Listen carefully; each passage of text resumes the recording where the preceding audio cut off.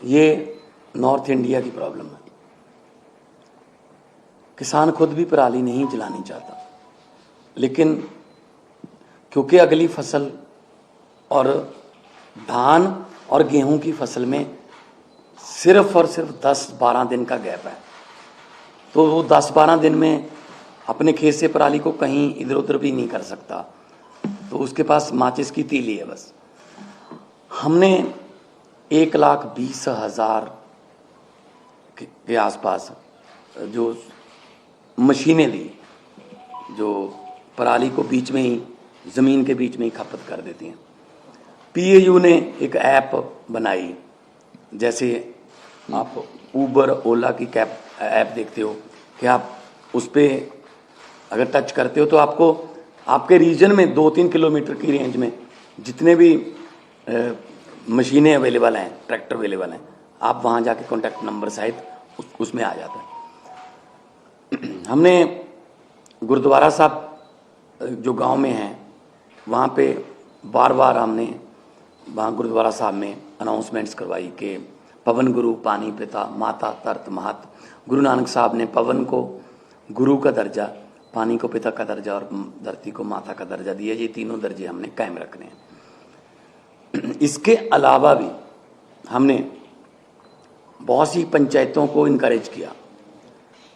मेरे पास आंकड़े हैं कि 124 गांव, 120 गांव, 93 गांव, उन्होंने इकट्ठे होके अपनी अपनी पंचायत बुला के ये मता पास किया ग्राम पंचायत, ग्राम सभा में, कि हम लोग पराली नहीं जलाएंगे। तो पराली नहीं जलाना चाहता किसान, हाँ अगर जल रही है, धुआं उठ रहा है, तो हम उसकी जिम्मेदारी लेते हैं। हम कोई जिम्मेदारी से नहीं भाग रहे, जिम्मेदारी हम ले रहे हैं, लेकिन इसको मिल बैठ के हल करना पड़ेगा। जैसा कि अरविंद जी ने बोला कि हमारे पास इतना कम समय था, इतने कम समय में दोनों फसलें आ गई। 16 मार्च को सेरेमनी थी, बस 15 दिन बाद गेहूं आ गया, बिल्कुल गेहूं के बाद धान आ गया। धान की प्रोक्योरमेंट में कोई कमी नहीं है, लिफ्टिंग में कोई कमी नहीं है, किसान को पैसे मिलने में कोई कमी नहीं है, बल्कि घंटों में ट्रांसफर हो रहे हैं पैसे। लेकिन अगर हम ये शान से कहते हैं कि इस साल पंजाब में, हरियाणा में या देश में इतने लाख मीट्रिक टन धान पैदा होगा, रिकॉर्ड टूट जाएंगे, तो हम उस बात को तो शान से कहते हैं। लेकिन हम उस समय ये भी हमें याद रखना चाहिए सरकारों को कि अगर धान के रिकॉर्ड टूट रहे हैं तो पराली के रिकॉर्ड भी टूटेंगे, उतनी पराली भी तो आएगी। तो हमने अभी क्योंकि समय कम था, फिर भी हमने बायो एनर्जी का इंडिया का पहला प्लांट, बर्बियो कंपनी है जर्मनी की, वो लहरा गागा के पास माननीय केंद्रीय मंत्री हरदीप पुरी जी वहाँ पे आए थे, उद्घाटन किया। वो एक प्लांट जो है 47,000 एकड़ की पराली उठा लेगा, पैसे भी देगा, उठा भी लेगा। एक प्लांट सिर्फ 47,000 एकड़, सिर्फ क्योंकि पंजाब में 75 लाख एकड़ में धान की बुआई होती है, तो एक से तो काम नहीं चलेगा। ऐसी हमें पीसीओ कंपनियां चाहिए, पराली से बिजली बनाने वाली कंपनियां, पराली से सीएनजी बनाने वाली कंपनियां, बहुत कुछ लेटेस्ट आ गया। हम आपसे ये वादा करते हैं, अगले साल नवंबर में इसी हॉल में शायद हम किसी और एंगल से बैठेंगे कि हम उस समय तक इसका हल कर चुके होंगे। चाहे तो हमें, पंजाब में इतनी फर्टाइल धरती है, कुछ भी बीज सकते हैं, बस एमएसपी मिल जाए। चाहे तो हम जो क्रॉप डाइवर्सिफिकेशन है उसकी तरफ जाएंगे, फसलों की अदला बदली में। धान से किसान भी कह रहा है मैं धान नहीं उगाना चाहता, मेरा पानी नीचे जा रहा है धरती वाला। तो जिम्मेदारी लेते हुए, being a head of the state Punjab, बहुत शहादत किया, बहुत एफर्ट अभी भी जा रही हैं। जितनी देर तक ये क्लियर नहीं होता, लेकिन उसके लिए कोई एक जिम्मेदार आदमी नहीं है, उसमें ये नॉर्थ इंडिया की प्रॉब्लम है। और अगले साल तक हमने अभी से लग गए हैं कि अगले साल बहुत सा एरिया, बहुत, अभी मैंने 75 लाख एकड़ बोला है, 35 लाख एकड़ में पराली नहीं जलती, सिर्फ 40 लाख एकड़ में जलती है। 40 लाख एकड़ को भी हम कोशिश करेंगे कि कहीं और किसी और फसल का बदलाव हो जाए, किसान को उतने ही पैसे जितना धान बीज कर 1 एकड़ से उसकी कमाई होती है किसी और फसल से हो जाए, चाहे तो वो सरसों हो, चाहे बाजरा हो, सूरजमुखी हो, पॉपुलर हो, सब्जियां हों, लेकिन मार्केटिंग चाहिए। तो इसके लिए हमने अभी से काम शुरू कर दिया। तो मैं एक बार फिर ये कहना चाहता हूँ कि सेंटर सरकार को मिलकर बैठना चाहिए। ये नॉर्थ इंडिया का मुद्दा है, पूरे नॉर्थ इंडिया का मुद्दा है। जैसे कि सीएम साहब ने अभी शहरों के नाम गिनाए हैं, कुछ शहरों के नाम ऐसे हैं जो नहीं भी आए होंगे AQI में, तो एयर क्वालिटी इंडेक्स में। सो मैं बतौर मुख्यमंत्री पंजाब आपको आश्वासन भी देता हूँ और जिम्मेदारी भी लेता हूँ कि जो पराली जल रही है उसका कोई ना कोई, हमने एफर्ट्स बहुत किए, कमी भी रह गई होगी, बहुत सी हमारी योजनाएं सफल हुई, बहुत सी नहीं भी सफल हुई, लेकिन किसानों के साथ बैठकर, उनके जथेबंदियों के साथ बैठकर हम अगले साल के लिए प्लान कर रहे हैं। और इस साल और कम हो, अभी हमने वो छोड़ा नहीं है कि हम छोड़ रहे हैं कि ऐसे जला दो या को। पर्चे दर्ज की बात है, पर्चे दर्ज करने से किसी भी चीज़ का इंडेक्स नहीं पता चलता आपको। अगर पर्चे कम दर्ज करेंगे तो इसका मतलब ये थोड़ी है कि पराली कम जली है। अगर किसी ने पर्चे दर्ज नहीं किए इसका मतलब ये थोड़ी पराली जल गई। जब ज़्यादा पर्चे दर्ज के लिए इसका मतलब ये। तो मेरा मतलब ये है, किसान को ये भी ना लगे कि मैं अपराधी हूँ। किसान को अन्नदाता कहते हैं और अन्नदाता ही रखना है। ये जैसा अभी मान साहब ने कहा कि अभी भी स्थिति को कंट्रोल करने के लिए जो भी आने वाले दिनों में कदम उठाने की ज़रूरत है हम उठाएंगे। तो दिल्ली में कल से हम प्राइमरी स्कूल्स बंद कर रहे हैं, प्राइमरी क्लासेस बंद कर रहे हैं जब तक स्थिति में सुधार नहीं हो जाता। और ऑड इवन के ऊपर विचार चल रहा है कि ऑड इवन करने की ज़रूरत है, अगर ज़रूरत होगी तो ऑड इवन को लागू किया जाएगा। आज सुबह मैं देख रहा था, आदेश गुप्ता जी कह रहे थे कि वो एक दादा के नाते बोल रहे हैं और उनका जो पोता है उसे दिक्कत हो रही है। मैं उन्हें भरोसा दिलाना चाहता हूं आदेश गुप्ता जी कि आपका पोता मेरा भी पोता है, और भरोसा रखिए कि हम पूरी कोशिश करेंगे, मिलकर कोशिश करेंगे कि किसी भी बच्चे को किसी भी तरह की तकलीफ़ नहीं होनी चाहिए, उसके स्वास्थ्य से संबंधित, उसकी ज़िंदगी से संबंधित। अगर कोई क्वेश्चंस हैं एक दो तो। जो आप मान साहब ने कहा जो पराली को लेकर इस पे सवाल उठ रहे थे कि जो केंद्र सरकार पे आप लोगों को कह रहे थे प्रस्ताव भेजा था नहीं माना गया, उस समय उसके बावजूद कोई और कदम जो आप लोग उठा सकते थे? नहीं, देखो 2 प्रस्ताव हमने भेजे थे। एक तो था कि 1500 आप दे दो, 500 दिल्ली गवर्नमेंट से ले लेंगे, 500 हम दे देंगे, 2500 रुपये पर एकड़ अगर उसको मिल जाएगा, वो दिहाड़ी वगैरह पे उसका खर्च होगा 1000 के आसपास, वो पराली को एक जगह पे रख लेगा, निकाल के अपनी फसल वो गेहूं की बीज देगा। लेकिन वो प्रस्ताव माना नहीं है।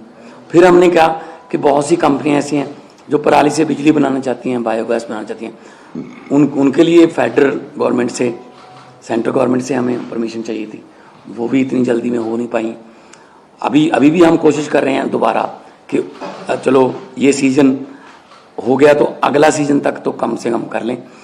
तो हमारी तरफ से 1,20,000 हैप्पी सीडर्स बोलते हैं उसको, वो मशीनें चल रही हैं। मशीनों की अवेलेबिलिटी की कोई प्रॉब्लम नहीं है।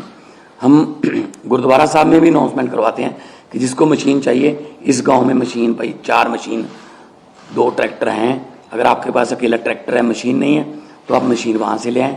अगर आपके पास ट्रैक्टर भी नहीं है तो ट्रैक्टर समेत भी मशीन मिलती है। तो हम एफर्ट्स में कोई कमी नहीं छोड़ रहे। सेकेंडरी स्कूल 5वीं से ऊपर की क्लासेस की आउटडोर एक्टिविटीज़ बंद कर रहे हैं।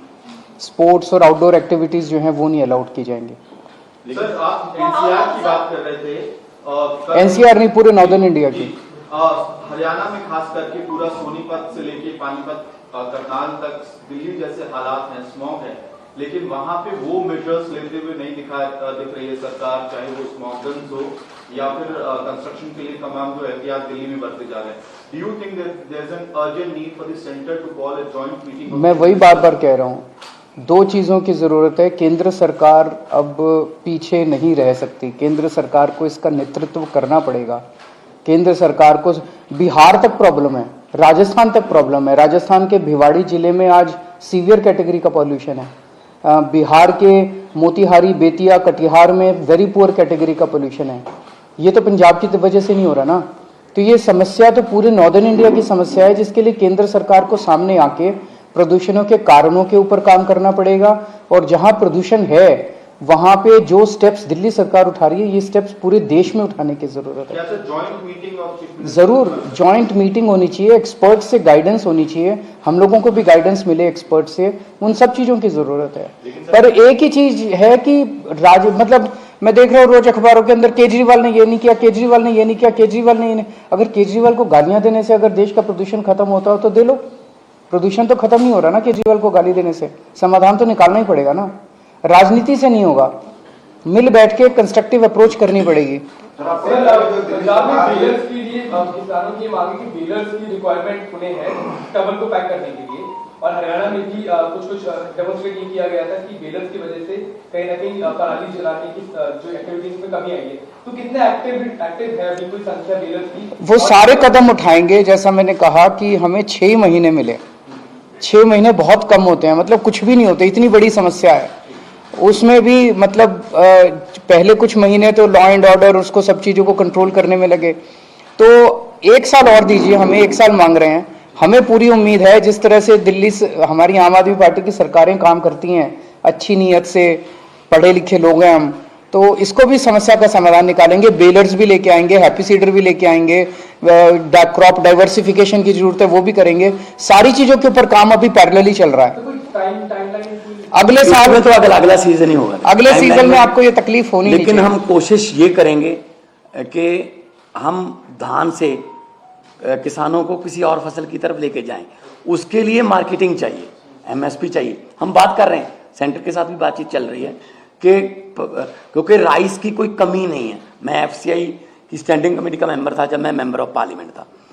एफसीआई ये कह रही है कि हमारे पास राइस की कोई कमी नहीं है, लेकिन अब जो राइस पैदा होता है वो तो एफसीआई को उठाना पड़ता है, एमएसपी पे उठाना पड़ता है। तो हम कोशिश ये करेंगे कि ऐसी फसलें पंजाब में अगली बार आएँ ज़्यादातर जिनमें कम पानी खपत। मतलब पंजाब का नाम ही सिर्फ पानियों पर है, 5 आब, 5 दरिया, पानी नहीं है, ना तो ऊपर वाला ना ही नीचे वाला। 1 किलो चावल पैदा करने के लिए 3800 लीटर पानी पंजाब खपत कर रहा है 1 किलो चावल के लिए। तो हम देश को चावल नहीं दे रहे, हम देश को पानी दे रहे हैं।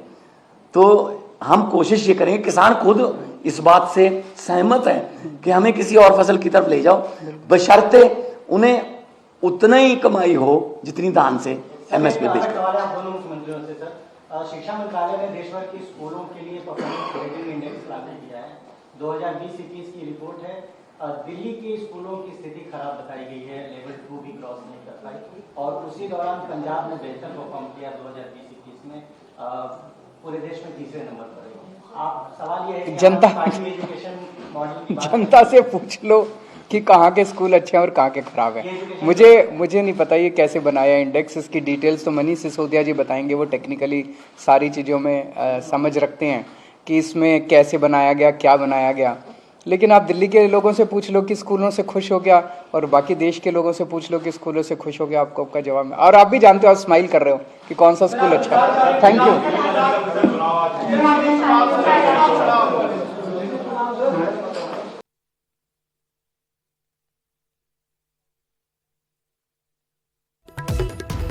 ਇਹ ਮੁੱਖ ਮੰਤਰੀਆਂ ਦੇ ਵੱਲੋਂ ਪ੍ਰੈਸ ਕਾਨਫਰੰਸ ਕੀਤੀ ਗਈ ਯਾਨੀ ਕਿ ਦਿੱਲੀ ਔਰ ਪੰਜਾਬ ਅਰਵਿੰਦ ਕੇਜਰੀਵਾਲ ਔਰ ਭਗਵੰਤ ਮਾਨ ਇਕੱਠੇ ਪ੍ਰੈਸ ਕਾਨਫਰੰਸ ਕਰ ਰਹੇ ਨੇ ਔਰ ਜਿਨ੍ਹਾਂ ਦੇ ਵੱਲੋਂ ਇਹ ਦੱਸਿਆ ਗਿਆ ਕਿ ਇਸ ਵੇਲੇ ਕਿਸ ਤਰੀਕੇ ਦੀ ਸਮੱਸਿਆ ਦੇ ਨਾਲ ਜੂਝ ਰਹੇ ਨੇ ਦੋਵੇਂ ਸੂਬੇ ਆ ਕਹਿ ਲਈਏ ਕਿ ਨਾਰਦਰਨ ਇੰਡੀਆ ਯਾਨੀ ਕਿ ਪੂਰਾ ਨਾਰਦਰਨ ਇੰਡੀਆ ਜਿਹੜਾ ਹੈ ਨਾਰਥ ਇੰਡੀਆ ਹੈ ਉਹ ਪ੍ਰਭਾਵਿਤ ਹੈ ਪੋਲਿਊਸ਼ਨ ਦੇ ਨਾਲ ਇੱਕ ਸਿਰਫ ਦਿੱਲੀ ਜਾਂ ਪੰਜਾਬ ਦੀ ਸਮੱਸਿਆ ਨਹੀਂ ਔਰ ਇਸ ਨੂੰ ਸਿੱਧੇ ਤੌਰ ਤੇ ਇੱਕ ਨੂੰ ਜ਼ਿੰਮੇਵਾਰ ਅਸੀਂ ਨਹੀਂ ਠਹਿਰਾ ਸਕਦੇ ਸਿਆਸਤ ਦੀ ਬਜਾਏ ਸਾਨੂੰ ਹੱਲ ਕਰਨਾ ਚਾਹੀਦਾ ਹੈ ਪੰਜਾਬ ਦੇ ਮੁੱਖ ਮੰਤਰੀ ਭਗਵੰਤ ਮਾਨ ਨੇ ਕਹਿੰਦੇ ਹੋਏ ਨਜ਼ਰ ਆਏ ਨੇ ਕਿ ਆਉਣ ਵਾਲੇ ਸਮੇਂ 'ਚ ਕਿਉਂਕਿ ਸਾਡੀ ਸਰਕਾਰ ਨੂੰ ਬਹੁਤ ਘੱਟ ਸਮਾਂ ਹੋਇਆ ਹੈ 6 ਮਹੀਨੇ ਦਾ ਹੀ ਸਮਾਂ ਹੋਇਆ ਇਸ ਕਰਕੇ ਸਾਨੂੰ ਸਮਾਂ ਚਾਹੀਦਾ ਹੈ ਅੱਗੇ ਆਉਣ ਵਾਲਾ ਜਿਹੜਾ ਸੀਜ਼ਨ ਹੋਏਗਾ ਯਾਨੀ ਕਿ ਅਗਲੇ ਸਾਲ ਸਾਨੂੰ ਜਿਹੜਾ ਉਹ ਸੌਖੀ ਹੋ ਜਾਏਗੀ।